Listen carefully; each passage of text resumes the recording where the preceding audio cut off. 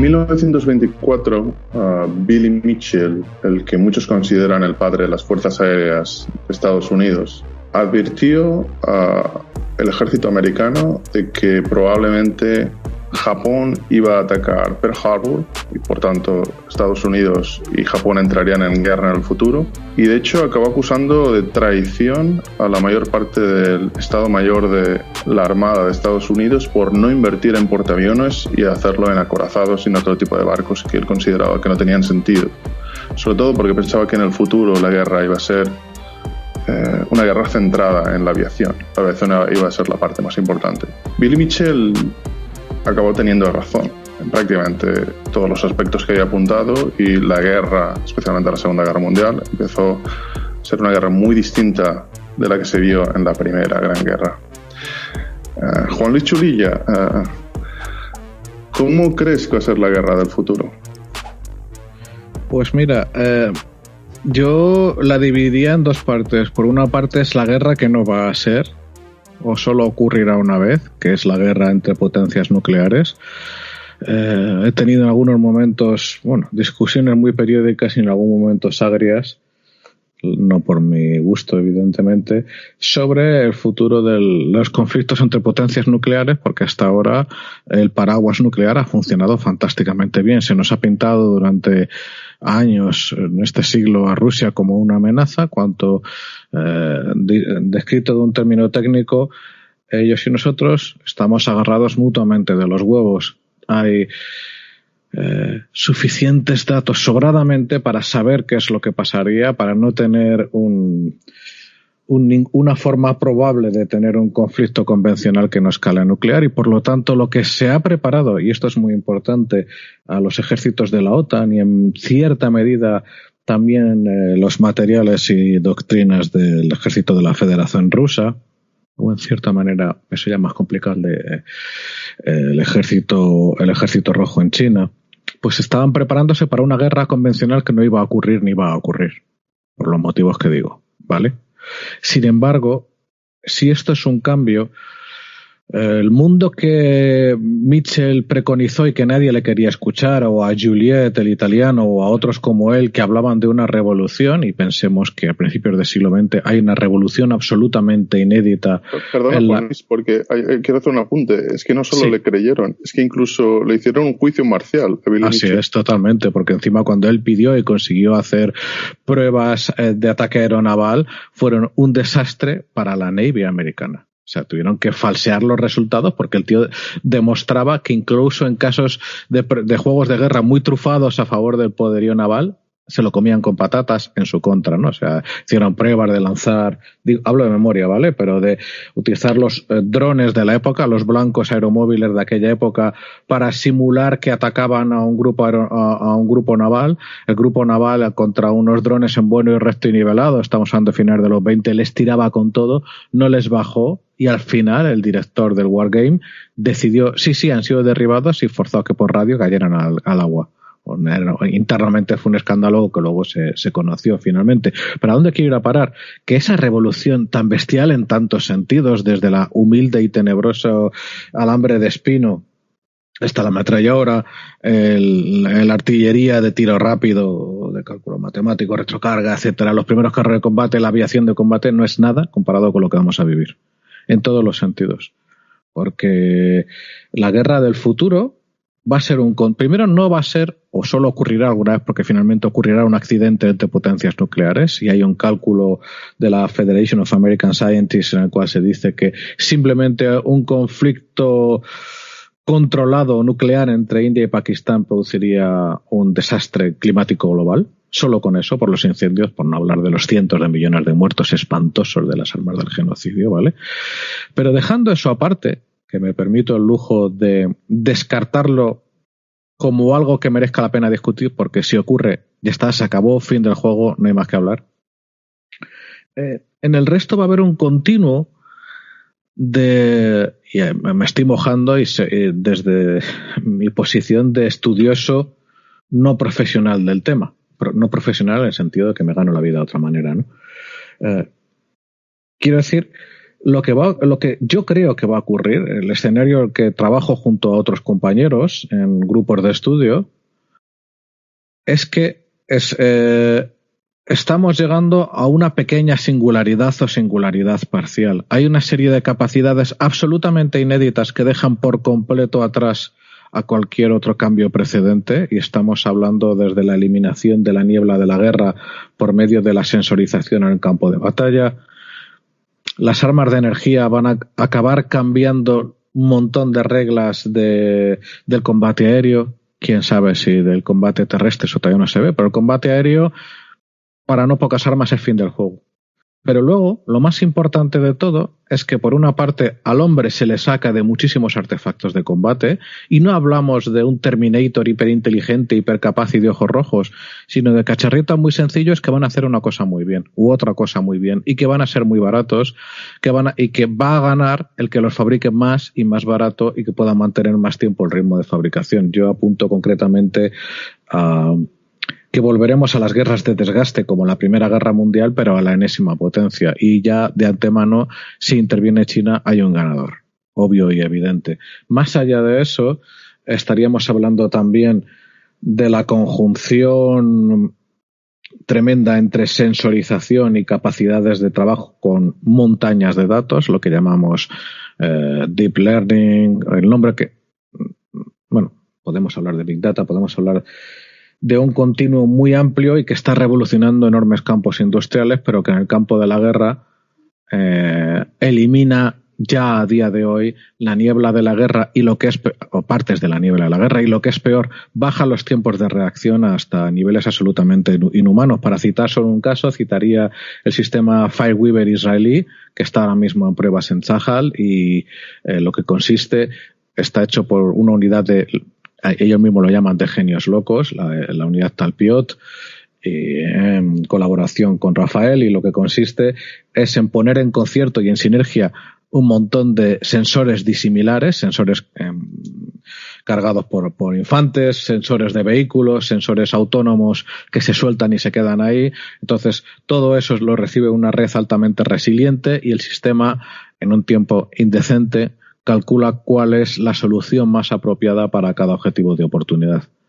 Hay quien dice incluso que sumando en la totalidad de los sistemas no tripulados, esta sensorización y estas capacidades de inteligencia artificial, que por una parte va a haber una capa que el frente va a ser no humano, quien ponga personas en el frente... Perdona, cuando te refieres a un frente no humano, ¿te estás refiriendo a combates de drones o te estás refiriendo exactamente a qué? A combates de drones, efectivamente, a combates entre vehículos de todo tipo no tripulados. Quien oponga infantes contra eso, pues va a poner en la balanza del carnicero sangre y sangre y sangre a cambio de que el otro ponga hierro. Adivina quién gana. Y de hecho los más extremos, pero que yo creo que tienen su punto de razón, te hablan de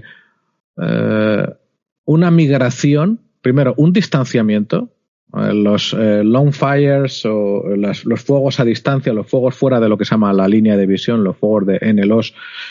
Ahora mismo en Azerbaiyán y entre la guerra en Artsaj, Nagorno-Karabaj, se está demostrando que los fuegos directos tienen mucha menos importancia que los fuegos indirectos, que son cada vez más los reyes del campo de batalla.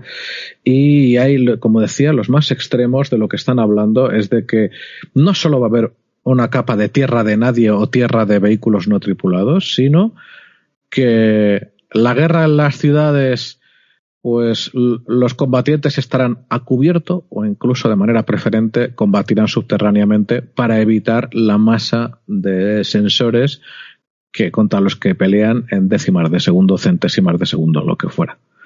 O sea, finalmente el negocio de la guerra va a tener un aspecto mucho más tenebroso todavía. Ya se ha empezado a ver este siglo, sobre todo los pioneros en eso son el Daesh y otros grupos salafistas, que es que actores no estatales de dimensiones cada vez más reducidas, ya estamos hablando de algunas maras y grupos narcotraficantes y veremos hasta dónde se llega. Yo creo que se llegará en esta década al lobo solitario, adquirirán capacidades que en el final del siglo pasado solo estaban al alcance de ciertos países de la OTAN y Rusia. Estaríamos hablando... Eso es muy interesante y me gustaría volver a ello. Okay.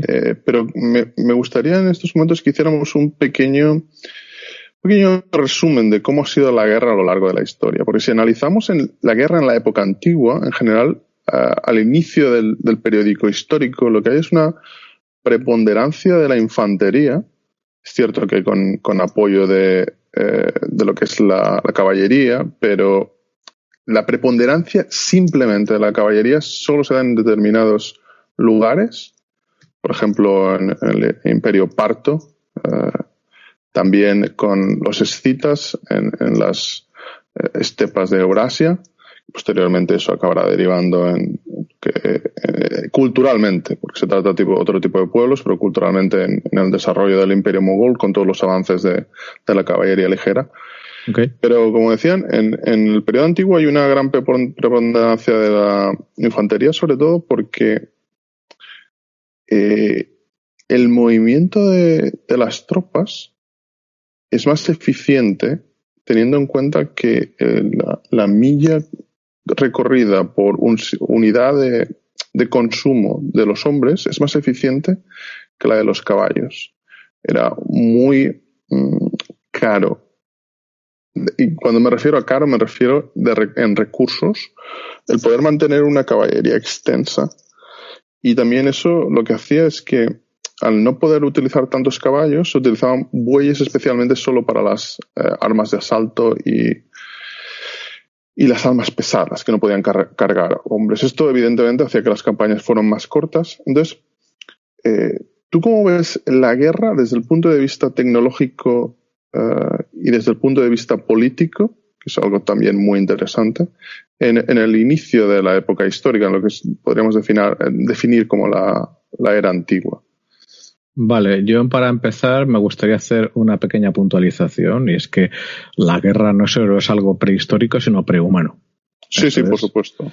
Los chimpancés hacen la guerra, fue el gran descubrimiento de los primatólogos de los años 60, que hasta ese momento pues había una visión ruseana, ¿no?, de esos animalitos pacíficos que comen fundamentalmente frutas, bueno, algún pichillo, pero sin importancia. Y cuando se descubrió, Jane Goodall descubrió el canibalismo entre ellos, pues costó décadas que se acabara de aceptar, porque se rompía un esquema de que no, es que el hombre moderno es el chungo, pero antes había una etapa mucho más aceptable, agradable y positiva. Cuando hay Homo, desde Ergaster y luego Heidelbergensis, hay pruebas no de guerra, pero sí de conflicto entre grupos, llámese como se quiera, de canibalismo absolutamente extendido, y de hecho el canibalismo acaba excepto en el Imperio Azteca, eso de los mexicas que eran tan maravillosos y que el presidente mexicano ahora pide a nuestro rey que le pidamos disculpas, pues reclama, yo no sé, a lo mejor este señor querría que sus no antepasados, porque los antepasados de este señor eran españoles como nosotros, sus no antepasados volvieran a un canibalismo único en la historia. Marvin Harris, en el sentido de ese famosísimo antropólogo, hablaba de unas circunstancias excepcionales por las cuales a los mexicas durante un cortísimo periodo les salía rentable el canibalismo de guerra. Pero ¿por qué he sacado este tema? Porque el canibalismo prehumano y en los orígenes de la humanidad acaba cuando nuestra tecnología de guerra es tan mortal que el ser humano es la pieza de caza con diferencia más enormemente peligrosa y no renta. Renta más cazar al más chungo de los rinocerontes o mamut lanudo o lo que usted quiera que a otro señor que está con otros señores, que tiene una lanza, que tiene un atlátel, que tiene luego un arco. Y empezamos a sumar y a sumar y a sumar, y que la relación riesgo-resultado se torna abismal. Entonces, ya cuando entramos en periodos históricos, previamente justo a eso, la guerra era un asunto muy simbólico, que se ve muy bien reflejado en la Ilíada, aunque ya eso paradójicamente es histórico, pero los relatos de los combates anteriores de la Ilíada son los relatos de los combates durante una parte de los combates del 99% de la historia humana. Habría otra parte de los combates que es cuando se puede la aniquilación del otro grupo. De hecho, en algunos campos arqueológicos neolíticos en Alemania se han descubierto las primeras matanzas, pero que estamos hablando de más de 1.000 cadáveres con bastante probabilidad a expensas de acabar la excavación, cuando un grupo es tan superior a otro grupo que en determinadas circunstancias procede a la aniquilación para apoderarse del territorio. Cuando ya entramos en un periodo histórico, dependemos de dos cosas. Dependemos de la organización de los protoestados y luego estados, y por lo tanto la capacidad de mantener durante X tiempo a X miles de hombres en armas en una cierta doctrina militar, y por otra parte de la tecnología pura y dura de la época. El ejemplo más conocido, que seguro conocen todos tus oyentes, son las dos eras principales de los metales, que producen cambios monstruosos en todo el mundo antiguo, ¿no?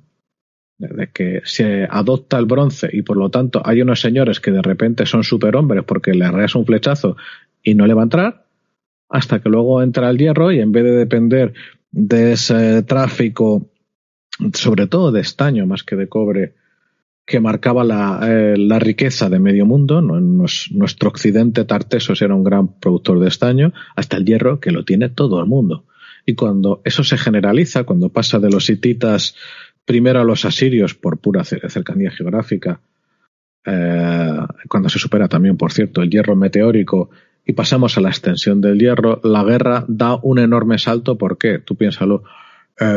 Hasta ese momento, por ejemplo, las puntas de armas arrojadizas pues eran un problema, porque no tenías bronce para todo.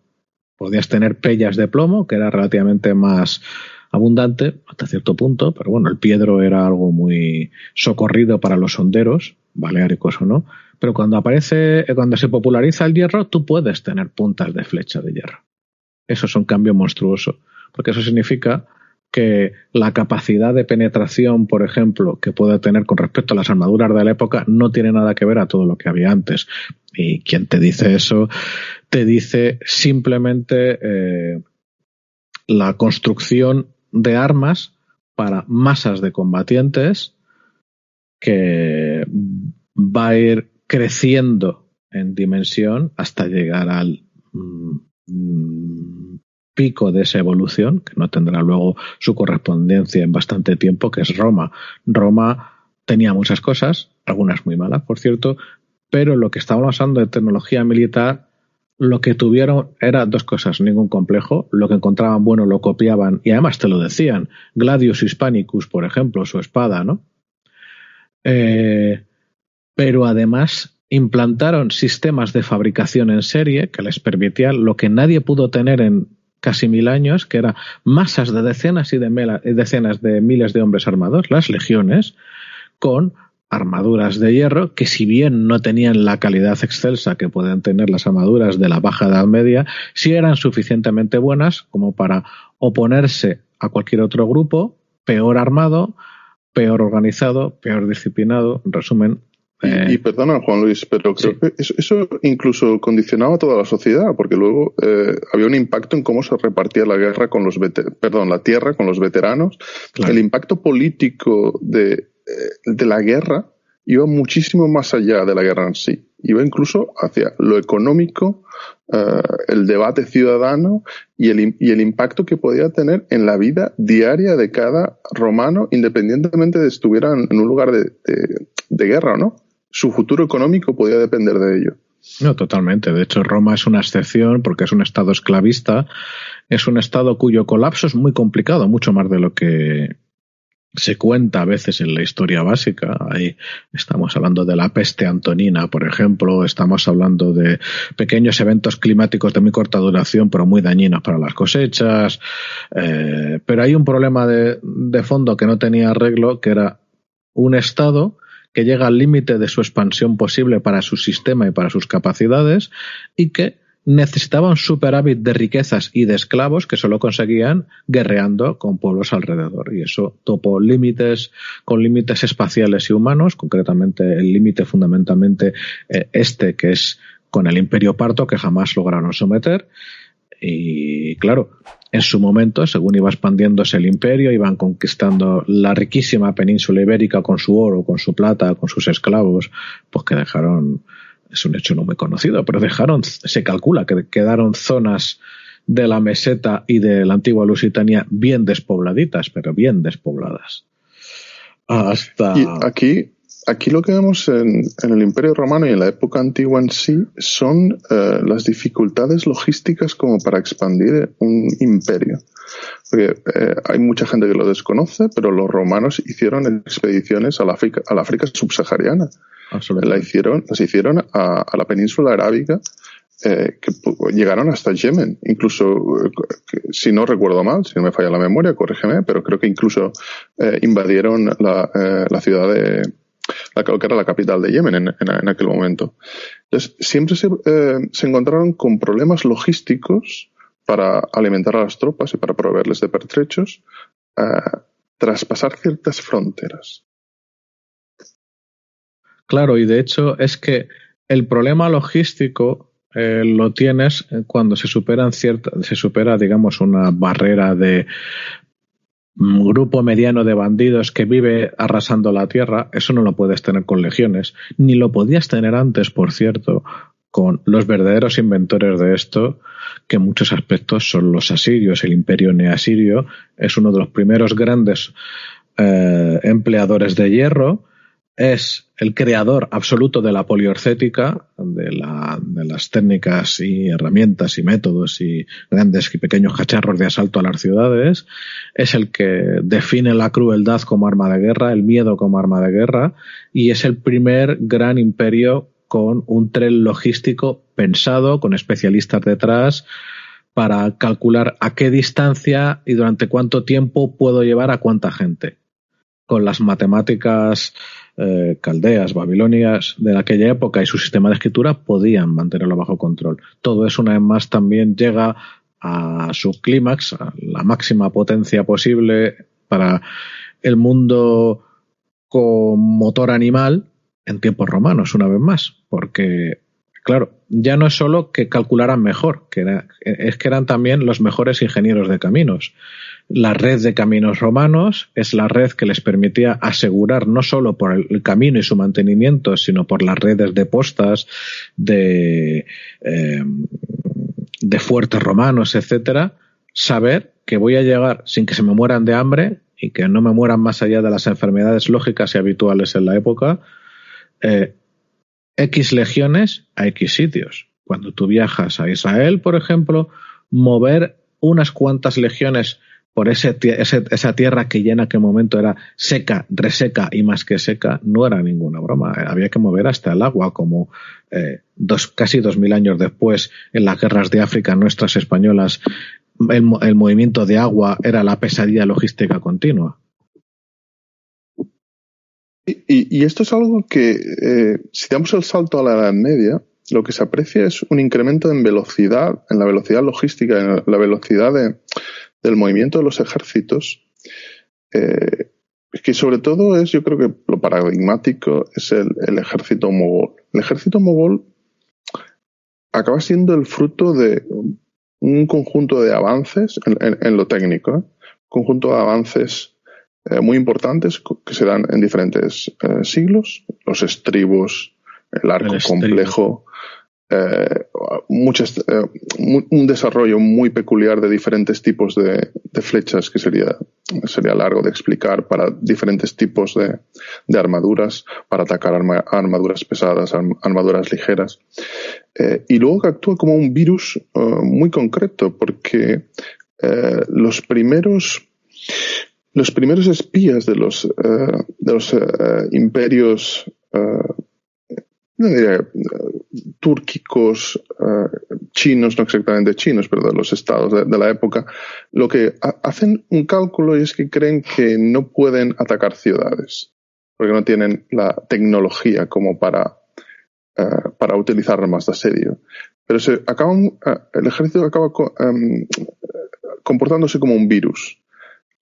Algo que vimos con los romanos, que es extraer talento, lo que puede hacer hoy, por ejemplo, Silicon Valley, extrayendo los mejores técnicos informáticos del mundo. Los mogoles lo hacen con los ingenieros militares, etcétera, y acaban pudiendo hacer las cosas tomando talento y tecnología de otros imperios.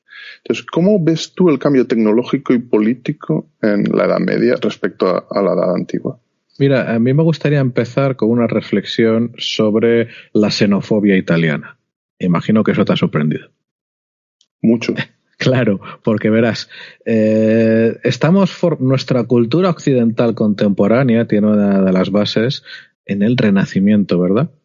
El Renacimiento, tal y como era en la narrativa dominante italiana entre mediados del siglo XV y mediados del siglo XVI, era un continuo entre la gloria romana, esos 1000 años de oscuridad que se inventan ellos, la propia nombre de Edad Media empieza a surgir, aunque no se consolidará hasta un tiempo después en ese tiempo, y de ahí se deriva un desprecio hacia la brutalidad, hacia el descenso a los infiernos, hacia la Edad Oscura. Y es una falsedad espantosa. Es una falsedad espantosa porque hay que recordar solo un detalle. Los romanos ponían a mujeres a que las violaran toros y lo celebraban junto con familias enteras riéndose. Ya está. Hay una descripción parcial, pero suficiente de los romanos, ¿vale? Estamos hablando de esa cultura espantosa y terrorífica que tenía la parte circensis del Paneret circensis, era demencial, era absolutamente espantosa. Entonces, el problema que tiene eso es que se ha despreciado durante mucho tiempo distintos aspectos de la cultura medieval. Estamos hablando de que la cultura medieval, para empezar, y curiosamente en Italia, es la que inventa la escritura musical, Guido d'Arezzo, ¿verdad? Y a partir de ahí, la música es algo absolutamente distinto y yo que soy creyente digo que ayudó a que descendiera Dios a la tierra en forma de música. Más allá de eso, si vamos a la edad... a lo que es la caída del Imperio Romano de Occidente, porque no olvidemos que Belisario, bajo órdenes de Teodosia, pues hizo que logró en un momento crítico que el Imperio Romano de Oriente, los Rumi, que dicen los árabes, duraran 1000 años más, ¿verdad? Bueno, pues en la Edad Media tiene un momento absolutamente esencial, que es el que tú has comentado, el estribo, algo aparentemente humilde y que lo cambia absolutamente todo.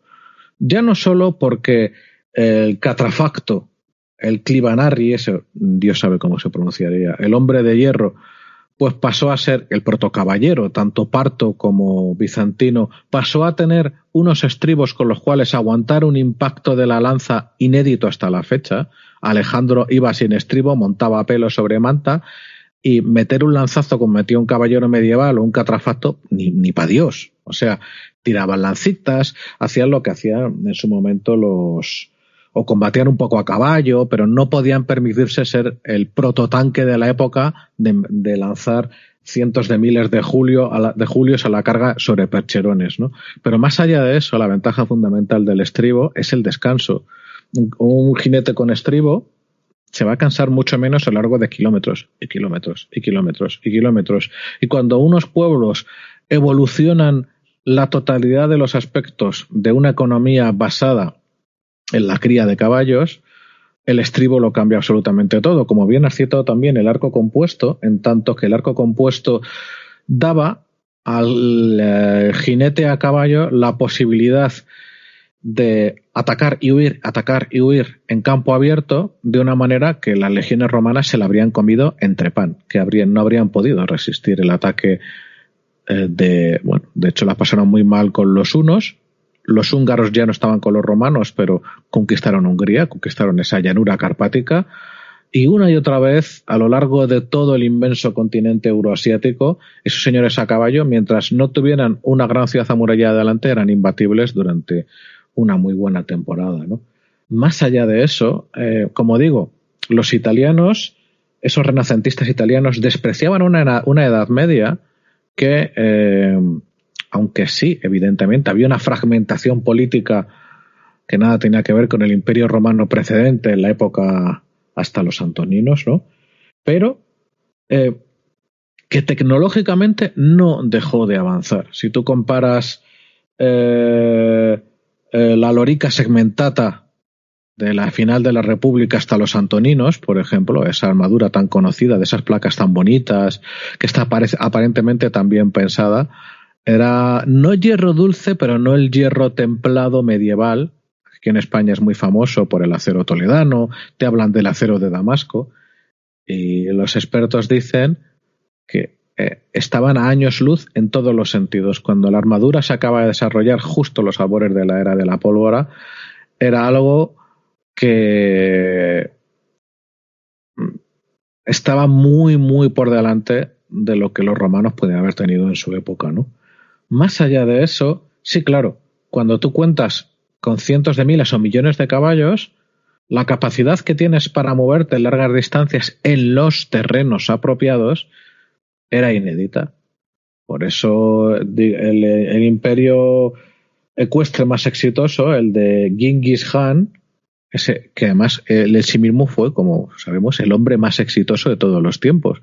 Actualmente, estudios genéticos apuntan a que al menos un 25% de la población mongola desciende directa y literalmente de Genghis Khan. Y es que ese hombre tenía dos hobbies en la vida, la guerra y fornicar, y se calcula que nadie ha tenido más hijos que vivos encima, porque los fabricaba de altísima calidad, que Genghis Khan, ¿no? Pero bueno, pues este señor llegó a conquistar el imperio, o sea, el Reino Medio, le hace China, llegó a sus descendientes al imperio mogol en la India y se convierten al Islam, arrasaron Bagdad, fueron detenidos pues con mucha inteligencia y algo de suerte en las fronteras de Egipto. Hay que decir que fue extrema la suerte, porque uno de los primos de lo que era la parte mogola que estaba atacando a los mamelucos acabó rebelándose contra su primo porque se había convertido al Islam y consideraba que atacar a musulmanes era algo pecaminoso. Y más en la época que se hablaba de dar al Islam la tierra de la sumisión a la ley del profeta, en el cual, pues, es cierto, es un pecado según la sunna, aunque eso pues ha tenido un cumplimiento variable. Y pero, lo mismo con Europa, porque llega un momento que cuando los mogoles vencen a los húngaros y ya están preparando, los espías ya habían calculado que en 4 años más o menos, porque habían llegado los espías a Italia y a Alemania, habían calculado que en 4 años podían conquistar hasta llegar lo que era a Francia. Ahí yo tengo mis dudas, Te digo que tengo mis dudas por un tema. Claro, pero ¿sabes lo que pasa? Es un tema geográfico. O sea, zurrar la Badana en Hungría no es trivial, pero casi, porque es el terreno perfecto para el caballo, la llanura carpática. Arriba en el norte, lo que hoy en día fundamentalmente es Polonia y antes también eran Pomerania y Silesia, ¿verdad? Pues allí tienes un terreno llano, húmedo, con ríos que para nosotros los ibéricos nos parecen todos monstruosos y que tienen agua para dar y regalar, y claro, ahí puedes tener una cantidad de caballos bestial. En cuanto se traspasara el Rin, ya el clima no acompaña, y si no acompaña ni el clima ni el terreno, los dueños del terreno y los que están habituados al clima se lo harían pasar muy mal. O sea, el tope geográfico, de hecho, o sea, fue prodigioso que llegaran hasta los reinos, hasta la frontera mameluca, pero más allá de ahí no les acompañaba el terreno ni el clima, era imposible. El caballo llegaba hasta donde llegaba, estuvieron zurrando la badana una y otra vez durante 600 años hasta que llegó la modernidad, la pólvora, y a Dios que te he visto. Bueno, de hecho, hay una historia... Mira, yo le recomendaría a tus oyentes que lo consigan por ahí, porque como está descatalogado, lo suyo es que lo descarguen, un libro que se llama Historia de la Guerra, de uno de los grandes maestros del campo, que es John Keegan, Keegan con K, ¿vale? Pues él ejemplifica esos cambios de paradigma en la guerra precisamente con los mamelucos. ¿Por qué? Porque los propios mamelucos son los que, con el sistema esclavista que tienen, llevan a la perfección casi paroxística el arte de la guerra a caballo. Lo llamaban furusilla, con 2 Y, que era el arte del jinete que se pasa 10-15 años entrenándose con sable mameluco, como vemos en los cuadros de Goya, con los arcos compuestos y tal. Era una máquina de matar asombrosa, lo cual está muy bien hasta que se enfrenta con mosquetes equivalentes a los Brumbies. Entonces vienen esos señores que hacían cosas increíbles a caballo, tienen enfrente a varios cuadros napoleónicos que están entrenados para que les dé exactamente igual de que es eso, apoyarse en su propia caballería, en su potencia de fuego, etcétera. O sea, fíjate que al mismo tiempo hubo una revolución, pero claro, es que uno pensaría, vamos a dar un salto tremendo, ¿vale? Coño, ¿por qué hoy no hay dientes de sable si el esmilodón o cualquier bicharraco de esos tenía unos piños tremendos, era un animal asombroso, o un, qué sé yo, un oso de cara corta que era un bicharraco de 4 metros y que se comía caballos para desayunar, caballos literales? Bueno, pues porque una especie y sus características tiene sentido en un ecosistema.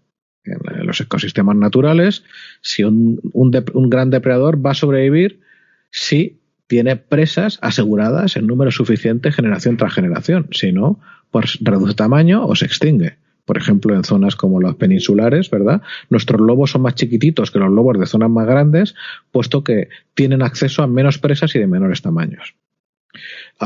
Pues en la guerra hay ecosistemas. Quien tenía armamento de bronce increíble y acceso a las escasísimas fuentes de estaño eran potencias de la época. Llega el hierro, llega la invasión de los pueblos del mar, adiós que te he visto bueno.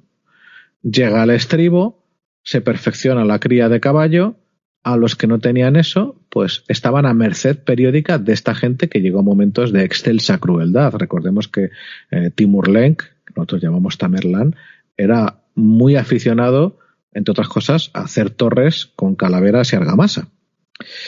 Y al caballo le llegó también su momento, porque aunque solo y exclusivamente para ejércitos a caballo daba una ventaja de movilidad estratégica razonable, tampoco nos lo vamos locos, era razonable, no siempre se necesitaban esos movimientos, y mientras esa gente se queda, lo mismo que el esmilodón con sus caninos de sable anclados en una forma de hacer la guerra, en otro sitio con un ecosistema mucho más exigente, con una evolución que empieza a coger velocidad y que se pone siempre a prueba. En nuestra península, por ejemplo, no era una guerra continua, como a veces se cuenta torpemente, pero había guerras periódicas. Y en toda Europa 3/4 de lo mismo. ¿Qué ocurre? Si tú tienes un subcontinente entero en guerra perpetua y nadie gana, lo que tienes es que los equilibrios se mantienen con perfeccionamientos lentos pero constantes hasta que llega alguien y tiene una gran idea. Y entonces todos la adoptan a la máxima velocidad posible. Al final, nuestro ecosistema era tan competitivo que era el sitio más lógico para que, en donde tenía que tener lugar la gran revolución tecnológica en la guerra, tecnológica en otros campos todavía más importantes, el campo de la geografía, de la astronomía, de lo que permite los viajes, de la navegación y el transporte, y de ahí, pero también evidentemente de manera muy importante debido a nuestras revoluciones tecnológicas, lo que hoy llamaríamos también una Revolution of Military Affairs, la revolución de asuntos militares, una serie de pequeñas revoluciones desde el Renacimiento hasta el siglo XX inclusive, lo que hace que Europa gane una preponderancia que solo pierde cuando toma la decisión de suicidarse en 1914. Me parece muy interesante lo que has comentado, dos aspectos. Uno es cómo traes a colación la península ibérica, porque a mí me parece que es fundamental al final de la Edad Media, o lo que se denomina la Edad Media, y el inicio de la Edad Moderna. Otro aspecto es Tamerlán, porque Tamerlán retrasa la conquista de Constantinopla por los turcos, les destroza en la batalla de Ankara, casi de hecho acaba aniquilando al Imperio Otomano. Pero bueno, con la caída de Constantinopla y el auge de la península ibérica, no solo de España, también de Portugal, claro, digamos, cambiamos de era, se dan muchísimas revoluciones en lo tecnológico. Yo creo que es poco conocido los avances técnicos que realiza España y en la marina que realiza Portugal.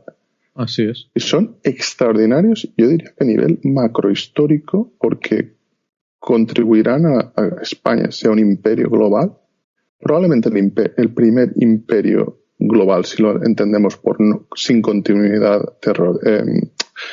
terrestre. Así es.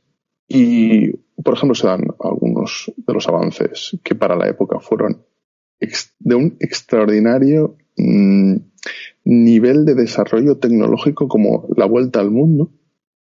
Que hoy en día hay que recordar que, me vas a permitir un pequeño comentario político. El gobierno actual no ha tenido a bien que se recuerde y que se haga homenaje a la tremenda hazaña de Magallanes y Elcano, que, señores, nadie lo había hecho hasta el momento. Nadie.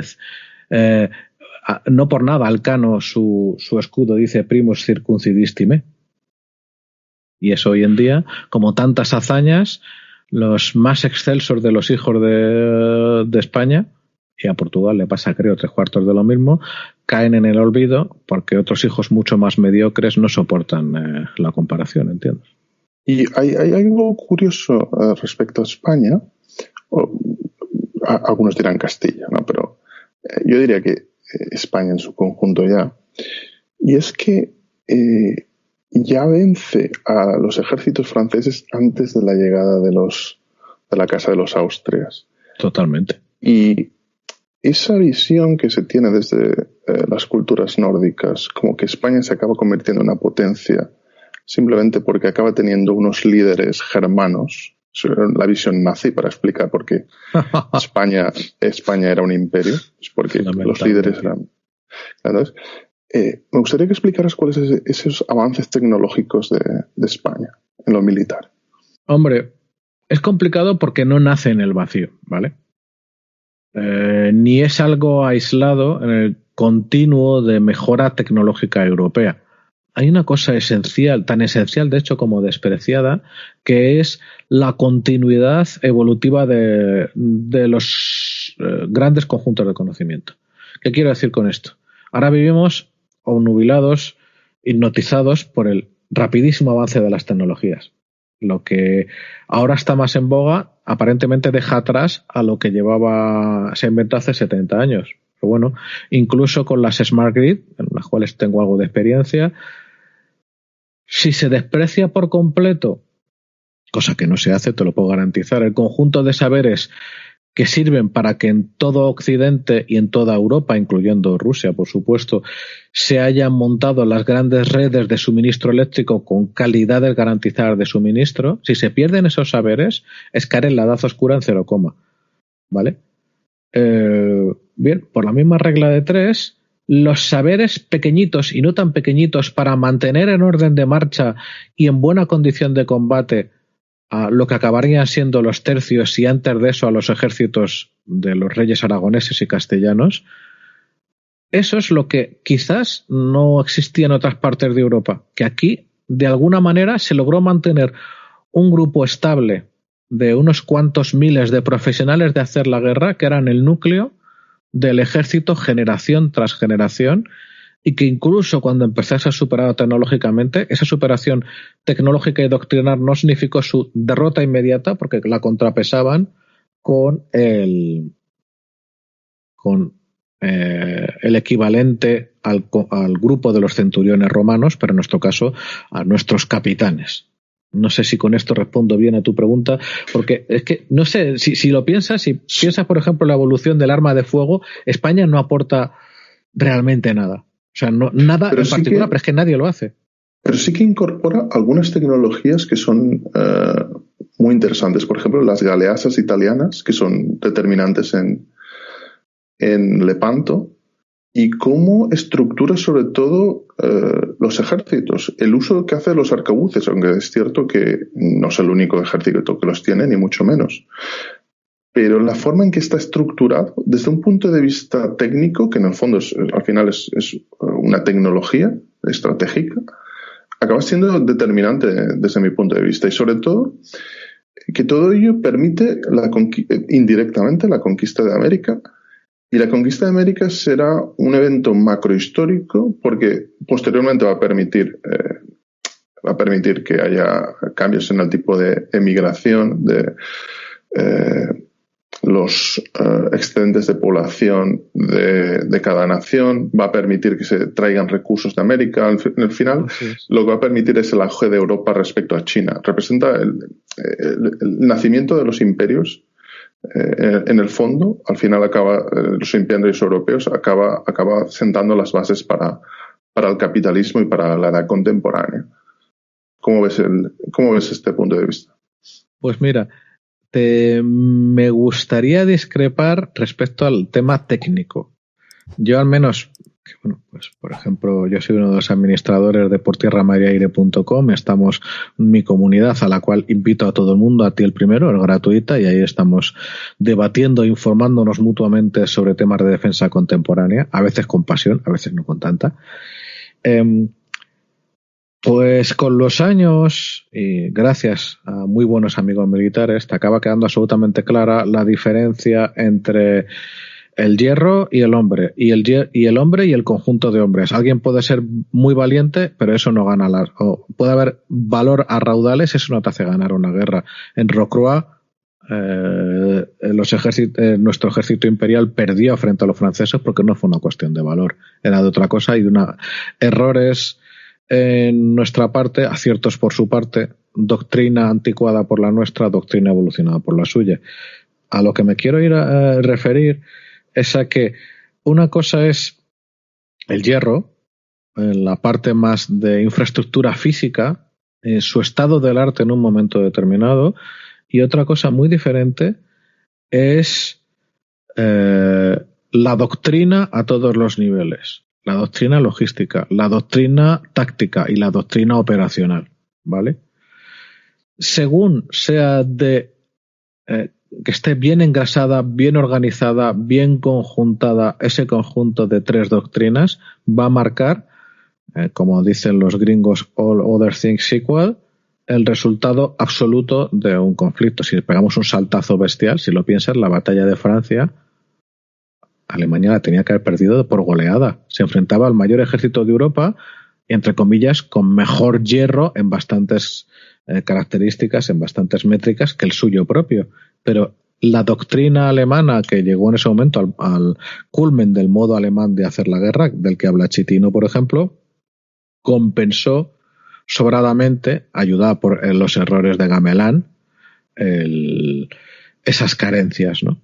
Entonces, en España, efectivamente, tú piensas, por ejemplo, la conquista del Perú, del Imperio Inca. Pues iban unos cientos de españoles. Las armas de fuego en una batalla disparaban menos de 10 veces en muchísimos casos, y no me acuerdo cuántos cañones llevaban menos de 10. De hecho, eran mucho más importantes las ballestas, pero hay que pensar que una ballesta renacentista y de los inicios de la Edad Moderna te podía tirar, estoy pensando, de un máximo de 4 virotes por minuto. O sea, una cosa tremenda. Pero ¿qué es lo que pasa? Lo que había ahí era, sí había equipamiento de hierro que no tenían los otros, pero hay que pensar que ellos eran los atacantes y atacaban en una proporción en su contra, no estoy seguro, pero posiblemente de 15-1, una cosa tan loca como esa. Había doctrina, había técnica de operar, y había una organización de la moral versus un imperio muy primitivo, con una forma muy primitiva, recién ascendida a la civilización, de hacer la guerra, que tenía una moral, o sea que, a ver, me explico. Si bien los incas eran un imperio agresor, pero no eran algo ya tan desquiciado como los mexicas, su forma de hacer la guerra era muy primitiva y dependía mucho tanto del combatiente singular, del héroe, como de las altas y bajas de moral. Un ejército europeo de aquella época, y dio la casualidad que llegó el español, en ese momento era posiblemente uno de los más avanzados, sabía que un combate no era una cosa de un minuto, y que según se metían en ciertos sitios, o ganaban o no salían vivos. Eso, y no los cañones, y no la pólvora, o no ni siquiera los caballos o el hierro, sino la gestión de la moral, absolutamente importante. Como dice el refrán, hasta el rabo todo es toro, pues mientras haya un hálito de vida hay que seguir, es lo que marca absolutamente la diferencia. Y eso yo sí creo que cuando eso se pierde, porque aunque no se pierdan los saberes, sí se pierde. Es que fíjate, no sé si te gusta el fútbol, pero tiene parecidos. O sea, a todos nos gusta ver cuando gana el chiquitito, el underdog, el que nadie piensa que va a ganar, ¿no? Y ahí, aparte de un poco la suerte, el factor moral es absolutamente esencial, tan esencial como difícil de definir. ¿Por qué ocurre eso? Porque algo chiquitito, un grupo que tendría que perder, mantiene la moral más que el otro. Qué difícil, ¿no? Pero es un hecho. Ocurre una vez y otra vez y otra vez. Y aunque sea difícil, ha habido durante la historia y de lo que estamos hablando en este periodo formas de gestionarlo que en su momento, mientras la diferencia tecnológica no era abismal, porque tú piensas, por ejemplo, la diferencia tecnológica entre los españoles y los incas, vaya, bien gorda, ¿no? Pues nada que ver, por ejemplo, con la diferencia tecnológica entre los ejércitos, los casacas rojas británicos en el finales del siglo XIX y cualquier otro contrincante en una guerra colonial. No hay más que pensar que las ametralladoras Maxim, por ejemplo, las ametralladoras en trípode con una camisa refrigerada por agua, que podían disparar 500.000 de disparos al día, y dale que te pego, desgasto el cañón, pongo otro cañón, sigo, dale que te pego, y antes de ellas con las Gatling, todas las ametralladoras para los británicos eran armas contra los salvajes. Además lo definían así. Un gran problema que tuvo el Imperio Británico, el ejército británico en los primeros momentos de la Primera Guerra Mundial, es que no habían pensado en la ametralladora como un arma contra otras naciones, entre comillas, hermanas. No, era un instrumento colonial. Sí, de hecho es algo que se repite a lo largo de la historia del ser humano, y es que en general la moral se aplica, pero se aplica solo a aquellos que uno considera iguales. Totalmente. Y bueno, teniendo en cuenta la etapa en la que estamos, en la edad moderna, partí cuáles son las consecuencias políticas de esta creación de imperios en general, porque primero será el imperio español, el portugués, luego el británico, etcétera. ¿Cómo es el impacto político de estas creaciones fruto de las conquistas? Bueno, yo lo que te voy a decir no le va a gustar a todo el mundo, pero insisto en la idea que mencioné antes de Rocabarea, no es mía, de la diferencia entre imperio creador e imperio depredador. No hay más que ver, para los que hayan trabajado como yo. En Lima, por ejemplo, a mí me llamaban blancucho. Y no soy, para los estándares españoles, muy blanquito, sino más bien un poquito cetrino. Pero claro, pasea mi enorme 1,73 m por las calles de un barrio trabajador de Lima y no es la diferencia de altura, es la diferencia de todo. Si nosotros hubiéramos sido un imperio depredador, un imperio destructivo, pues habría ahí lo mismo que hay en Buenos Aires, señores blanquitos, ¿no? En Hispanoamérica hay la construcción de lo que hoy en día son 21 países, pero que era no, a lo mejor decir civilización es excesivo, pero sí una enorme área cultural con un único idioma, una única moneda, y en su momento, eso ya era otra época, una única fe.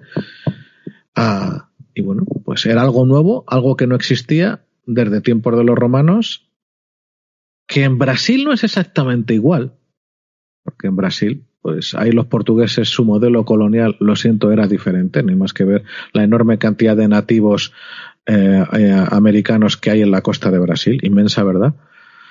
En África es otro rollo también, pero se asemeja más a otros conceptos coloniales europeos porque no hay esa mezcla, perdón por la palabra hibridación, es espantosa, ese mestizaje de personas y esa creación de una cultura nueva. El problema es que los imperios no existen, salvo el Imperio Británico, que es una exitosa red comercial, hasta que se produce el enorme salto tecnológico que supone la superación de la tracción animal y la entrada en servicio de distintos sistemas de tracción y luego fabricación mecánica. La máquina de vapor es la madre de los imperios, pero la madre de unos imperios nuevos y mucho más depredadores, que no tienen que ver con... Porque en este momento, lo que hemos visto hasta ahora, porque estás introduciendo ya el cambio a la edad moderna, lo que hemos visto hasta este momento es que el auge de la marina ha permitido estos imperios que hemos dicho sin continuidad física. Y en el momento que empieza, o que se da como por empezada la edad contemporánea, gracias a las mejoras tecnológicas, la revolución industrial, los cambios políticos que se dan después de la Revolución Francesa, la Revolución en Estados Unidos, lo que vemos es el auge de las máquinas. Yo diría que es la edad de las máquinas. Total. Y esta edad de las máquinas lo que permite es que los imperios ya no sean solo imperios sin continuidad terrestre, es que son imperios donde ya la velocidad de actuación en lugares muy distintos permite imperios globales con enemigos globales, enemigos en diferentes partes del mundo. El Imperio Británico, de hecho, acaba teniendo que pelear en 7, 8, 9 partes del planeta contra diferentes... bueno, ellos desde su punto de vista son salvajes, porque en este momento lo que vemos es un auge de una teoría muy anglosajona, germánica, que es la eugenesia, ¿no? Sí. Se parte de esta visión que no tenemos los españoles, o al menos en general no la tenemos desde esa construcción de que el resto de pueblos son inferiores. Totalmente, así es. Y por mucho que se diga que el Imperio Español no se hubiera comportado de la forma perfecta en Sudamérica, que evidentemente no lo hizo. Así es. Los españoles no tenían esa visión. De hecho, el padre de gran parte de las teorías de los nazis, de la visión de los nazis, que es Arthur de Gobineau, un diplomático francés, cuando es destinado a Sudamérica se queda horrorizado al ver el mestizaje de la población. Dice que era, él calcula a principios del siglo XIX, en el siglo XIX, que Brasil desaparecería en 200 o 300 años por la degeneración de la raza. Que hemos visto que evidentemente no se ha cumplido, más bien lo contrario. Entonces, esta visión que se acaba teniendo es una visión muy científica, es una visión contrario a lo que se pueda parecer, lo salvaje, lo brutal que consideramos esta visión de la guerra, del otro, de la visión antropológica. Era una visión antropológica científica de la época. Era peor, era una visión deshumanizante. Claro, le quitaba pero la categoría de ser humano pleno.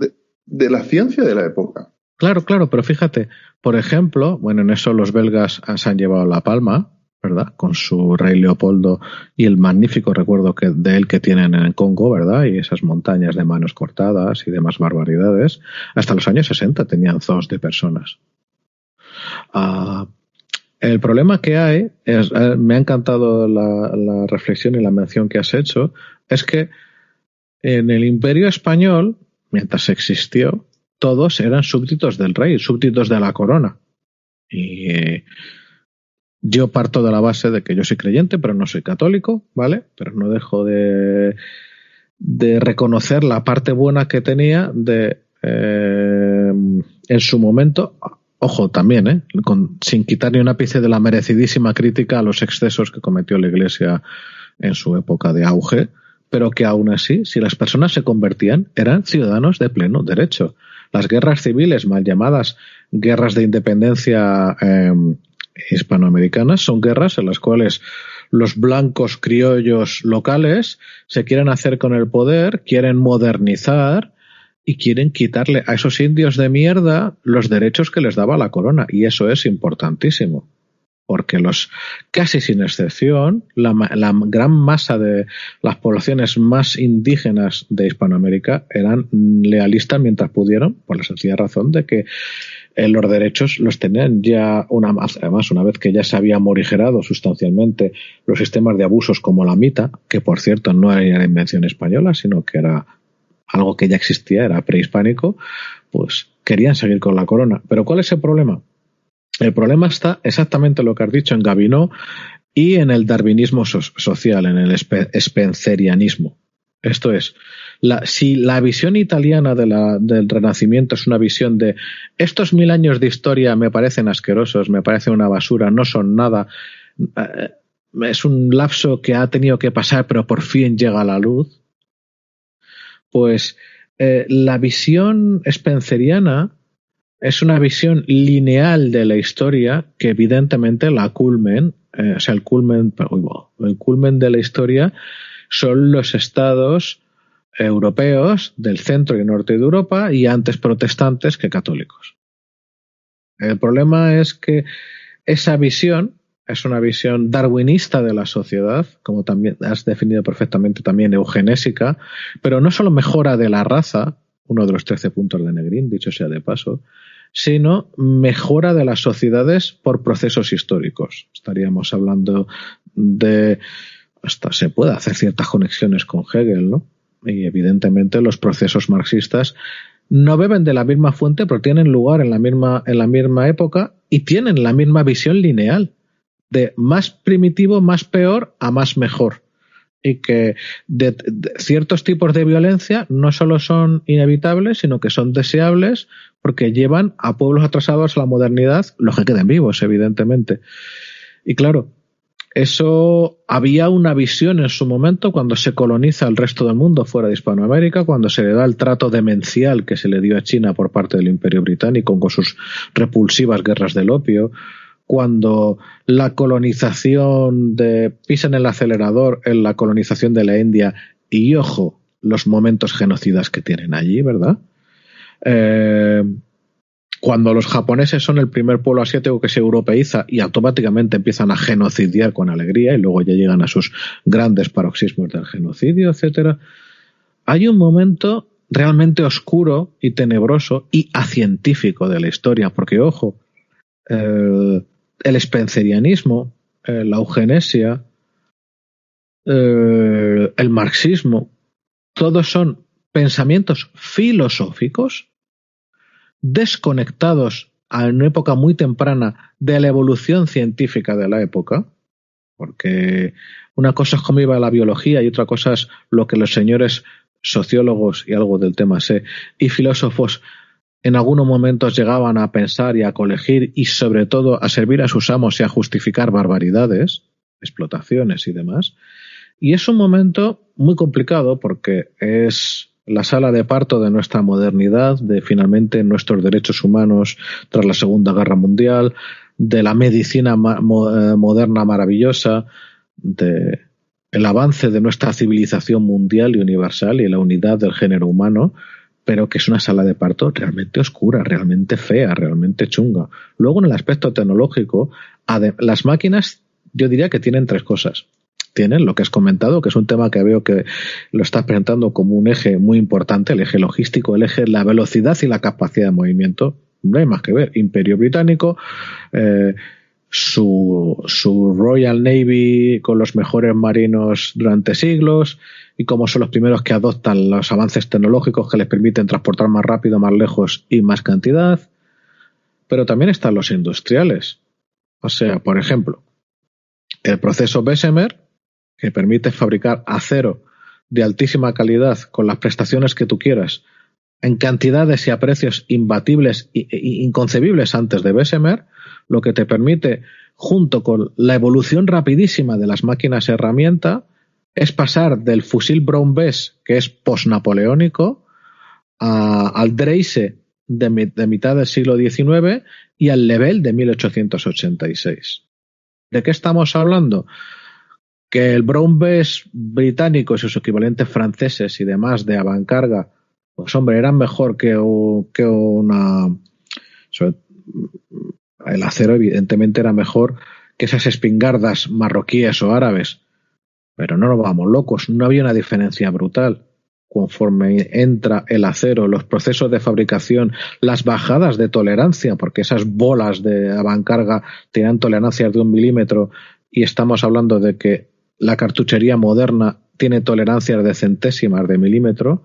Bueno, tolerancias, de hecho son milésimas. En realidad, si nos ponemos muy finos, ¿no? O que sea centésima la métrica de un cartucho moderno, el resultado está en que se ganaba por logística, se ganaba por doctrina y por otras consideraciones y otros sistemas al usuario de la espingarda árabe, pero cuando el que tiene enfrente no tiene un Brown Bess, sino que tiene un Lebel 1886 con un cargador tubular de 8 disparos y una munición con un alcance de más de 1,5 kilómetros y un alcance efectivo de tirando contramasas de 600-700 metros, fin del juego, fin de la partida, ya está, se acabó.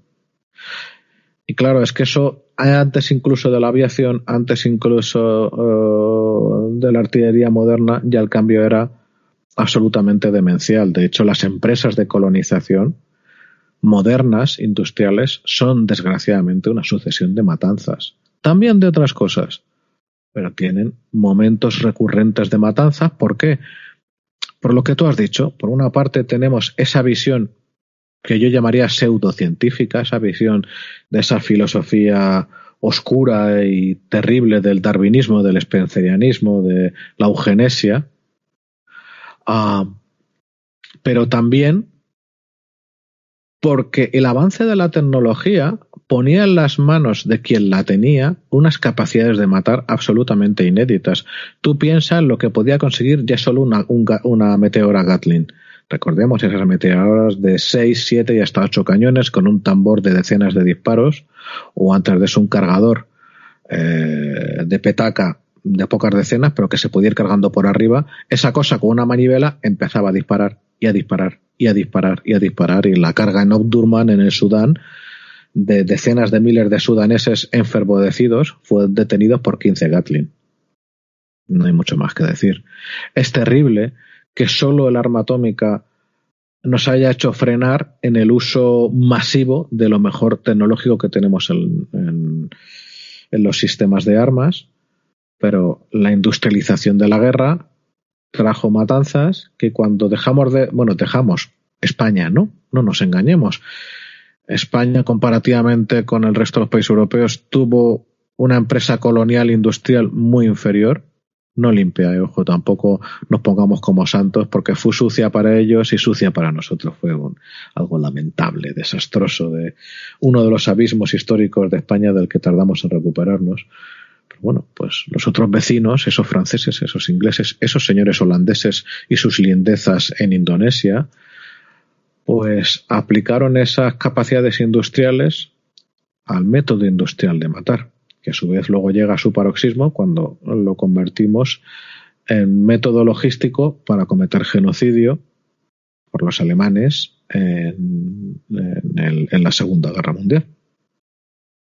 Claro, el problema está en que la capacidad tecnológica, fíjate, la Primera Guerra Mundial es un momento apasionante para lo que estamos hablando, porque la Primera Guerra Mundial es un momento en el que la capacidad tecnológica supera la capacidad intelectual y doctrinal. Y es un momento único en la historia. Porque tú piensas en esos momentos de julio y primeros de agosto del 14, cuando no puedo pronunciar la palabra poillou, no sé francés, el soldado francés, con sus pantalones rojos, porque rojo es Francia, según decían los generales, va a sustituir o va a compensar con el elan, con el espíritu de combate, cualquier carencia que pudiera tener en algo, en ametralladoras, por ejemplo, porque el Kaiser había dicho al ver a la Maxim, que él pagó la licencia para fabricarla como Spandau, esta es el arma, this is the gun, there is no other, no sé cómo se dice en alemán, a saber. El resultado de eso es que los franceses, los británicos y también los alemanes, esa terrible matanza de los niños en campo belga que se llama a una matanza de estudiantes universitarios alemanes enardecidos que se habían apuntado en masa para combatir en el frente occidental y que las Maxim inglesas segaron junto con los Lee Enfield en unas cuantas mañanas, pero segaron en decenas. Hay que señalar algo muy interesante, por favor. Lo que estás comentando creo que es crucial. Es que en los primeros meses de la Primera Guerra Mundial, en las primeras escaramuzas, las primeras batallas, había batallones enteros cayendo porque los jefes de batallón les ordenaban marchar como si estuvieran a principios del siglo XIX contra ametralladoras. Exacto. Y eran auténticas picadoras de carne. Así es. Tanto es así que, por ejemplo, y te robo una cosa, Jordi, que me estoy dando cuenta de que no me estás interrumpiendo lo suficiente y esto está siendo una chapa, tío. O sea, por favor, interrúmpame más. Pues, dicho eso, en los campos de Flandes, y ahora mismo me está fallando a estas horas de la noche el nombre de la batalla en la cual se cegó a la juventud inglesa, los ingleses habían asumido que su uso de una barrera artillera Sir Douglas Haig de 7 días, pues había dejado a los alemanes muertos y enterrados. Y alguna vez era verdad, porque habían plantado esas minas terroríficas de cientos y cientos de toneladas de explosivos que se llevaron por delante hasta brigadas enteras de alemanes, ¿no? Pero en otros sitios los alemanes se habían enterrado fantásticamente bien con esos ingenieros teutónicos que te hacían trincheras a 3 niveles de hormigón armado. Cuando pararon los bombardeos, como no tenían desarrollado el sistema de la línea de impacto artillero justo delante de la posición de los infantes para ir cubriendo su avance, pues avanzaron andando despacito, como en un día de campo en los campos de Flandes, pensando que no iba a pasar nada. Porque no quedaban alemanes enfrente. Los alemanes sacan sus Spandau, que habían estado esperando, algunos enloqueciendo después de 7 días de bombardeo continuo, pero la mayoría no, plantifican sus Spandau, empiezan a disparar. Los ingleses en los campos de Flandes, totalmente arruinados y embarrados por la barrera artillera, encima andan en el barro, más no pueden ni siquiera correr para reducir las distancias. Es el primer día es el día en que es destruido el ejército británico como se le conocía. 35.000 bajas, si no recuerdo mal, la mayor pérdida que sufren en toda su historia. Imagínate, 35.000 jóvenes de entre 17 y 21 años, la inmensa mayoría de ellos, que caen porque sus mandos les dicen que avancen despacito, tranquilo, es un día de campo, si no va, nadie os va a hacer nada. De hecho, la matanza no fue completa porque hubo momentos en los cuales secciones enteras de meteoras alemanas tuvieron que parar porque los servidores de meteora estaban enloqueciendo. Se estaban matando a tanta gente, y eran gente decente, eran combatientes, no eran monstruos asesinos, que no podía más. Y entonces se paró y hasta les dio para recoger a algunos de los muertos a los ingleses. Lo que estás comentando me recuerda a algunas narraciones de la Edad Antigua que decían algo así como que aquellos que vuelven de la guerra vuelven con voces de espíritus en sus mentes. Sí. Y lo que describían era el estrés postraumático que tenía una persona al volver y haber cortado la cabeza a 6, 7, o cortado brazos, sacado tripas, haber visto caer a miles de personas. Y cuando alguien volvía, ellos no sabían verbalizar o hacer un diagnóstico de lo que era ese estrés postraumático, pero era exactamente lo mismo que lo que estás escribiendo de la Primera Guerra Mundial. Y en el fondo es que los medios técnicos o la estrategia puede cambiar, pero la guerra desde un punto de vista humano, antropológico, no cambia. El impacto en las mentes. Fíjate, muy rápido, ¿vale? He buscado mientras tanto, era la batalla del Somme, maldita memoria mía. Dicho esto, hay 2 temas. Los romanos estaban a ver, para un ciudadano normal actual de una sociedad sana y civilizada, está sometido a cualquier tipo de estímulo que pueda producir estrés postraumático, pues es bastante posible que lo produzca. Ya no solo matar, sino ver morir a tus compañeros, ver trozos de personas, escuchar los gritos o oler cómo huele una persona cuando ha sido abierta el canal, que huele bastante mal, porque las tripas salen para afuera y lo que estás oliendo es una mezcla de mierda, de sangre y de algo raro que te llega hasta la pituitaria. Y aquí desgraciadamente hablo por experiencia directa. Pero fíjate, los romanos... Pero algo importante, esto no es una exageración. Este tipo de cosas se describe en la Ilíada. Totalmente. Pero porque eran personas que su oficio no era matar. El oficio del legionario era matar y estaban, pues como el verdugo, pero no el de Berlanga, el de verdad. Eran ejércitos de verdugos acostumbrados a matar durante 20 años de sus vidas. Estaban psicopatizados sin remedio. No había otra forma de sobrevivir. O sea, una persona que mata y mata y mata y mata, se le acaba la empatía o se acaba él. No hay término medio. De hecho, los mongoles, John Keegan una vez más tiene un capítulo muy, muy, muy impresionante sobre el acostumbramiento que hacían de todas las tribus mongolas a matar desde bien chiquititos. De hecho, hay algunas culturas que se exponen, mira, los mexicas una vez más, ¿no? A violencias que para nosotros son inconmensurables. Tú piensas, también quizás me he excedido, he aplicado demasiado rápido la categoría de psicópata, porque coño, en toda Europa, hasta el siglo, bien entrado el siglo XVIII, las condenas a muerte eran públicas y eran días de fiesta y la gente iba a ver barbaridades, iban a ver la rueda, iban a ver el quartering and beheading y todas, cualquier tipo de, o las cuando se quemaba aquí en España la gente lo iba a ver y dice, pero hombre, hoy en día ni se te pasa por la cabeza, ¿no? Pero bueno, aún así... Ahora que comentas eso, me gustaría recomendar a los oyentes uno de los mejores podcasts respecto a la tortura, que es el capítulo Prophets of Doom de John Carlin en Hardcore History. Es uno de los mejores podcasts militares de estrategia y de historia. Me parece extraordinario y narra lo que estás comentando. Así es. El soldado profesional premoderno y hasta no nuestros días, que eso es otra cosa, porque nosotros tenemos una cosa que se llama las reglas de enfrentamiento. Hoy en día un soldado nuestro de la OTAN no puede por las buenas ponerse a tirotear gente sin asumir que va a haber consecuencias. Y a veces ocurre, se llaman crímenes de guerra y si se llegan a conocer hay una corte penal y la persona va a la cárcel por mucho tiempo. Pero en tiempos el soldado profesional era un verdugo. Lo que pasa es que en vez de ser un verdugo de plaza pública, era un verdugo en el campo de batalla y su cabeza y su conjunto experiencial estaba formado para que tenía de frente: si me toca a mí el día, hasta luego Lucas, si no, me lo cargo, y si ganamos la batalla, saqueo, y este es mi modo de vida, porque me hago con su bagaje, o me hago con las riquezas de esta ciudad. Estamos hablando de personas homo sapiens, pero que están en planetas distintos al nuestro, si lo piensas, ¿no? Ahí, fíjate, eso sí que es una de las grandes hazañas civilizatorias, es haber superado ese estado de barbarie y que en Europa y en algunas otras partes del mundo, de momento minoritarias, pero que van creciendo, eso ya no pueda tener lugar.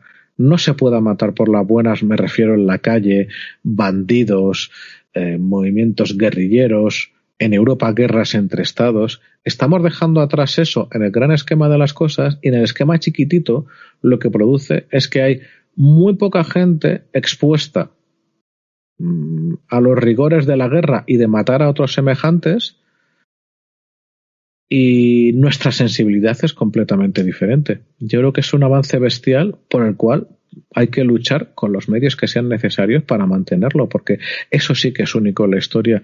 Nunca hemos tenido, no ya periodos tan largos de paz, sino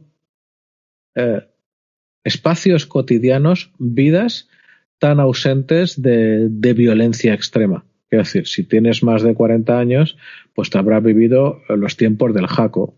A poco grande que fuera tu población, pues pasaban cosas con los yonkis y con los camellos y tal, y habrás visto muertos, yonkis muertos o navajazos o cosas por el estilo. Y sí, eso es feo.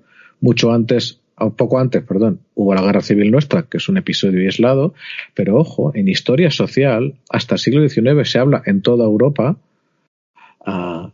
que las muertes por honor, por celos, por unas tierras o por tal, pues eran el pan nuestro de cada día. Decía Domínguez Ortiz, por ejemplo, que no había fiesta que se considerara buena y que había sido un fiestón de estos patronales en toda la península, que no hubiera muerto uno o dos, preferiblemente forasteros, de a navajazos porque tú has mirado mal a mi novia o porque lo que fuera. Esa es la evolución. Lo que señalas conecta con lo que estábamos indirectamente con lo que habíamos empezado. Habíamos empezado hablando con Billy Mitchell, con la aviación, con el cambio que produce la Segunda Guerra Mundial. Uh-huh. Y en la actualidad, esos cambios lo que producen indirectamente en las décadas posteriores, después de que acabara la Segunda Guerra Mundial y especialmente después de Vietnam, especialmente después de la Guerra de Vietnam, es una subcontratación de la guerra. Y por subcontratación de la guerra no me refiero a ejércitos de mercenarios, que es algo histórico en el ser humano, claro, sino a que en general antes del siglo XX era muy extraño que una persona no viviera al menos una guerra durante su vida. Y cuando me refiero a vivir una guerra no es verla por televisión, no es oír hablar de ella, no, participar en una guerra. O Solo hay que ver cualquier libro de historia, abrir y comprobar la línea de conflictos militares. Era muy probable que en tu vida tú tuvieras que participar en algún conflicto bélico. Eso ahora, para bien, probablemente, por la reducción de la conflictividad, se ha trasladado a guerras por proxies, a subcontratación con ejércitos, yo diría que profesionales, aunque no son mercenarios, son profesionales con soldados del propio país, para que no haya un impacto político en las decisiones que se toman. Sin embargo, lo que se puede decir del siglo XX es que el impacto ideológico de la guerra es el mayor de la historia por el acceso a la información. El acceso a la información nunca ha sido tan preciso, a pesar de toda la propaganda que existe, como en este momento. Es decir, lo que alguien del siglo XVII podía pensar de una guerra entre el Imperio Británico y el Imperio Francés, alguien corriente por ejemplo, que viviera en Escocia, no tendría que ver con la realidad. Sin embargo, cualquier persona europea puede leer sobre la guerra de Siria y ver muchísimas versiones. Entonces, a mí me gustaría que dieras tu visión sobre cuál es el impacto de la información en la guerra de la actualidad. Por una parte, habría que hablar de sociedad posheroica, que es un concepto que gana adeptos por lo obviamente útil que resulta, ¿no? Tú piensas en los soldados norteamericanos desembarcando en la playa Omaha y dejándose matar. ¿Exactamente por qué? ¿Por liberar a los franceses? Sí, o no por eso, sino era lo que les demandaba el deber, lo que les demandaba la patria, y porque defendían una idea de civilización. Esos miles de chicos jóvenes que dejan sus vidas esas primeras horas, y bueno, lo que les toca después, pues todas esas primeras horas en el desembarco de Omaha, dieron lo más gordo que tenían por dos ideas, la idea de deber y la idea de que le habían contado de civilización. Hoy en día tú pídele a la gente sacrificios de verdad. Primero, ni siquiera cómo se lo vendes. Tienes que mandar a profesionales, pero hasta llegó a haber en su momento en España manifestaciones cuando se mandaron a profesionales a algunas misiones. Eso afortunadamente quedó atrás. Me refiero a manifestaciones hasta de familiares. Llegó a haber algún caso que dice, pero chico, es que es su trabajo. ¿Cómo estás diciendo esto? El problema está... Bueno, problema no. La esencia de la sociedad posheroica es que el valor de la vida humana se considera irremediablemente superior a su sacrificio en pos de ningún ideal, porque encima para continuar eso de los ideales no está ni remotamente tan claro en este momento posmoderno que vivimos, ¿no? Y sin ideales, porque hay que sacrificar las vidas de los chicos jóvenes. Entonces, yo, en respuesta a tu pregunta, diría que la guerra, la sobreinformación que hay sobre la guerra, la falsifica, la convierte en algo mediático. Piensa en esas imágenes que recordarás cuando caían las bombas en la en la Segunda Guerra del Golfo en el 91, ¿no? Que dieron la vuelta al mundo con la imagen de las bombas guiadas por televisión o los visores de las bombas láser que caían sobre Bagdad, Basora y demás, ¿no? Hay un elemento de irrealidad por su mediatización que incluso en momentos absolutamente demenciales, como es la matanza de yazidíes y de cristianos en Irak, hace que la gente esté tan sobreexpuesta a esos contenidos que, como le pillan muy lejos, no les da importancia. Incluso cuando les pillaban más cerca, cultural y geográficamente hablando, que fue la guerra de los Balcanes, no hubo un gran revuelo en Europa después de matanzas como la de Srebrenica. No hubo manifestaciones. La gente no pedía parad esto de una vez con los medios necesarios. No, lo veían por la tele, les habituaban en días a que eso era ahora la realidad en un sitio que ni sabían situar muy bien en el mapa y otra cosa mariposa. O al contrario, en algunos casos hipermediatizados, como es el caso de Tierra Santa, pues la gente habla de esa tierra y de lo que pasa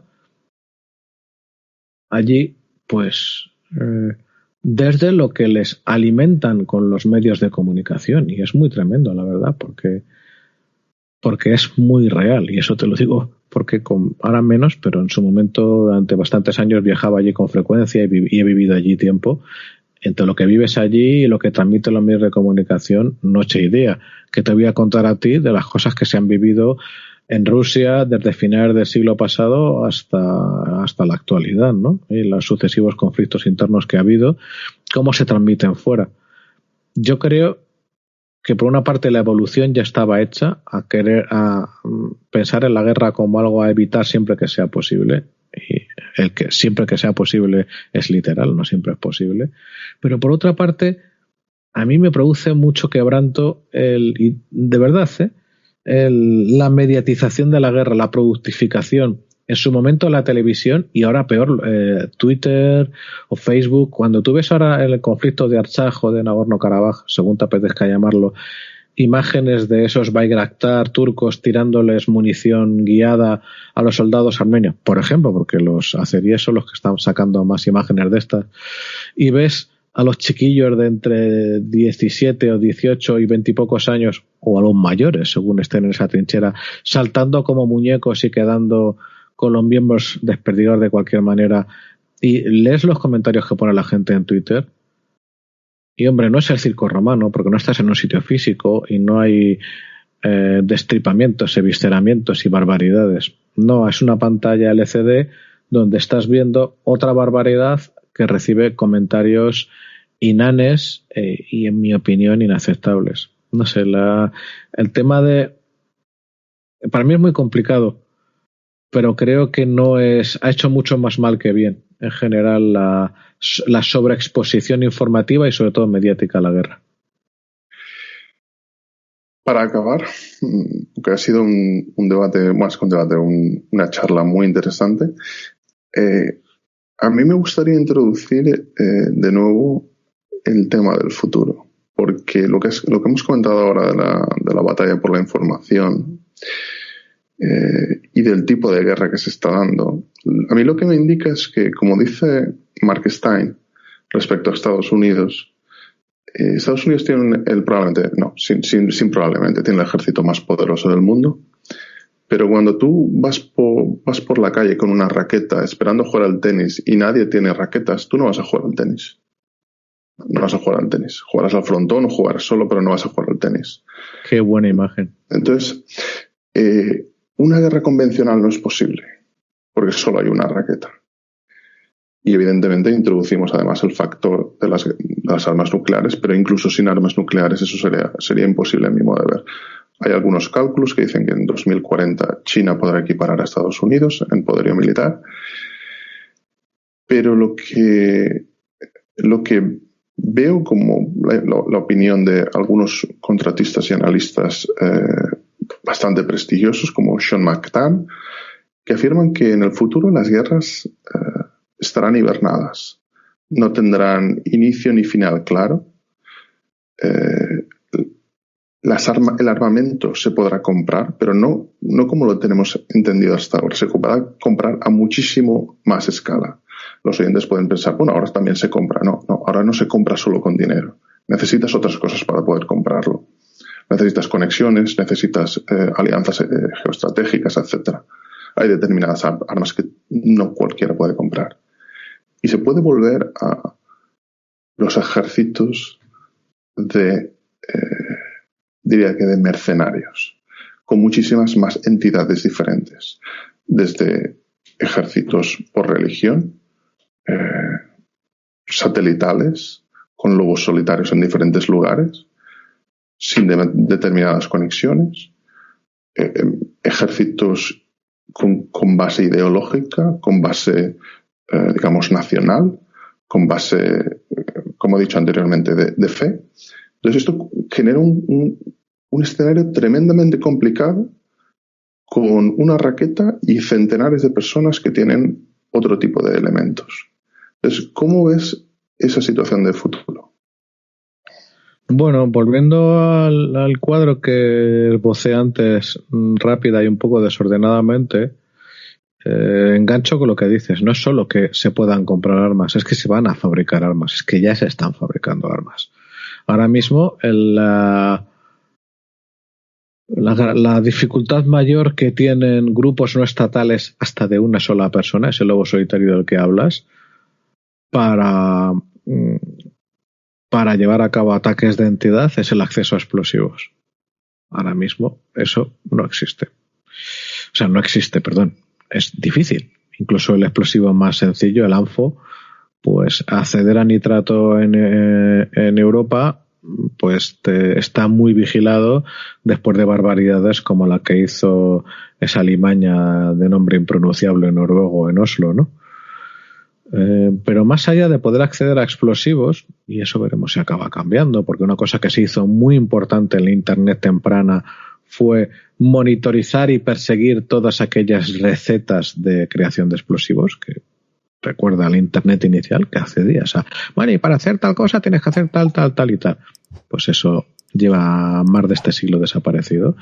Pero con todo, hay otra, salvando ese detalle y quizás otros como el acceso a material radiactivo, aún más difícil, o el acceso a material biológico, no sé, entiendo que igual de difícil, muy controlado, muy perseguido, etcétera, etcétera. Pero mira, es que, por ejemplo, el acceso a los drones no es ley de Moore, es mucho más salvaje. Es quitarle ceros al precio del aparatito y añadir casi el equivalente en aumento de capacidades. Yo ahora mismo tengo una temporada parada a mi dron, pero yo he pilotado muy primariamente ni remotamente compitiendo drones de carreras y hemos pasado en su momento de algunos miles de euros a ahora decenas de euros. Completo. Entonces, cuando tú tienes un cacharro que pesa medio kilo y que vuela a lo mejor a 160 kilómetros por hora, pues suma y sigue lo que puedes conseguir. En cuanto tengas acceso a la más mínima cantidad de explosivos o a cartuchos de caza, pues ya tienes algo muy, muy puñetero. Y quien dice eso también estamos hablando de esa ciberguerra que de la cual mucha gente habla, pero poca gente habla con propiedad.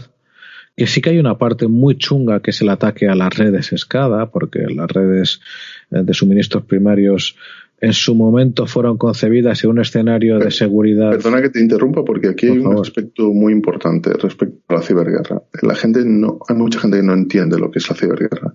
Hay gente que cree que la ciberguerra es, no sé, entrar en el ordenador de alguien que tiene una fábrica de la potencia enemiga y hacer que no pueda fabricar algo. No. Los rusos en la guerra contra Ucrania, que se vende como una guerra civil, pudieron traquear al Estado Mayor de los ucranianos y pudieron asesinar a personas claves simplemente por utilizar ciberguerra de forma efectiva. Entonces, la ciberguerra es algo muy importante que va mucho más allá de lo anecdótico y me gustaría resaltar el punto que estás comentando. Totalmente. De hecho, ahora mismo la parte de ciberguerra en Armenia, yo no sé quién le está pasando a los armenios los datos que sacan en sus cuentas de tal comandante o coronel neutralizado, porque emplean la palabra neutralized, porque los azeríes no lo publican. Precisamente en ese ejemplo que comentas, hubo momentos de ataque que yo, en temas profesionales, tuve una relación muy colateral de al menos conocer en detalle qué es lo que había pasado. Un ataque a una red SCADA aprovechando vulnerabilidades de alguno de los equipos que controlaban esa red SCADA en algunas centrales energéticas ucranianas, que se llevaron por delante durante algunos días un segmento nada despreciable de la red eléctrica ucraniana. Algunos subsegmentos estuvieron 3 y 4 días sin electricidad, que es una pasada, porque en España no nos podemos hacer una idea que tenemos calidad de servicio, calidad de suministro europea y de las primeras, buenísimo. Tú piensas en España, ¿cada cuánto pierdes electricidad por más de 3 minutos? Súper raro, ¿no? Joder, pues imagínate que te quiten 4 días, que no tienes nevera en 4 días, que no tienes luz en 4 días, que no tienes nada de tu calidad de vida esencial en 4 días. Eso es un tema muy chungo. De hecho, Obama, al final de su mandato, hablaba que una amenaza esencial para el futuro de Estados Unidos es el ataque a los suministros esenciales, esa parte de la ciberguerra. Además, porque, date cuenta de una cosa, cuando hablamos de conflicto entre potencias mayores, pues, por ejemplo, no puede volar unos cuantos bombarderos americanos porque han tenido un momento muy chungo contra Rusia y atacar Smolensk. ¿Por qué no? Porque a su vez va a haber respuesta, estímulo, respuesta y se va a liar. Y el riesgo de nuclear es tan bestia que no se puede asumir, ¿vale? Sin embargo, si no trazas adecuadamente ni es inmediatamente visible el ataque a las redes SCADA, va a haber respuesta nuclear. O sea, dale la vuelta al escenario. Imaginemos, por no hablar de Estados Unidos y Rusia, qué sé yo, imaginemos entre Grecia y Turquía, que no siendo potencias nucleares, que sería una tangana, es muy chungo, que no se atizan, como de hecho no se han atizado en serio en todo este tiempo, en las últimas décadas, pero que la cosa se calienta lo suficiente como para que una de las dos partes decida dejar sin parte de la red eléctrica a la otra. ¿Eso amerita que la otra saque sus bombarderos a pasear? Yo diría que no, porque al menos hasta la fecha ya ha habido algunos ataques contra las redes eléctricas y no han producido en respuesta a un ataque convencional, porque a su vez tienes miedo a la escalada. Es un nuevo elemento en la ecuación muy chungo porque hasta ahora no ha pasado, y esto es una idea personal mía. Yo creo que si se hace extraordinariamente bien un ataque a las redes eléctricas de la forma que sea, pero en este caso si no hablamos con ataques cinéticos, o sea, con bombas y tal, o del tipo que fuera, a las redes eléctricas, si se es excelentemente bueno los resultados, la degradación de las redes puede que no sea un tema de días ni de semanas, sino de años en reparar, con el daño consiguiente. Todo lo que no sea un hospital o un sitio absolutamente esencial no tiene electricidad. Tú imagínate tu ciudad de nacimiento o la mía, que es Madrid, sin electricidad 6 meses. Hay que explicarlo. No hay supermercados, no hay semáforos, no hay luz por la noche. La gente no tiene neveras. Suma y sigue. Pues yo creo que eso sí puede llegar a pasar. Demoledor. En alguna guerra del futuro, si alguien hace realmente bien el trabajo. De momento no ha pasado. Y ojo, también he de decir, en España y en otras partes de Europa, en la propia Rusia y en Ucrania ni te cuento después de la que pasaron, se están invirtiendo muchos recursos y poniendo a trabajar a gente muy inteligente para que eso no pase. Juan Luis Cholilla, director yo diría que el mejor podcast diría que estrategia y tecnología militar, pero militar en general, por tierra, mar y aire. Lo recomiendo a todos los oyentes. Antropólogo, muchas gracias. Ha sido una charla muy interesante. ¿Dónde te pueden encontrar los oyentes aparte de en tu podcast, que creo que está en todas las plataformas? Pues sí, está en YouTube y en iVoox, y en iVoox a partir de ahí con el podcast que quieran, pues me pueden encontrar en portierramariaire.com, en wintables.info, donde tenemos, como lo llamamos, una comunidad de gordos canosos que nos dedicamos a tecnología, y bueno, mi propia empresa, que es online and offline, todo junto y sin espacios.com, donde tenemos una web bastante, ya no sé si llamar clásica, vintage o como la queramos llamar, pero que resume lo que hacemos para ganarnos la vida, que es hacer antropología industrial. Muchas gracias y gracias también a los oyentes. Hasta el próximo programa.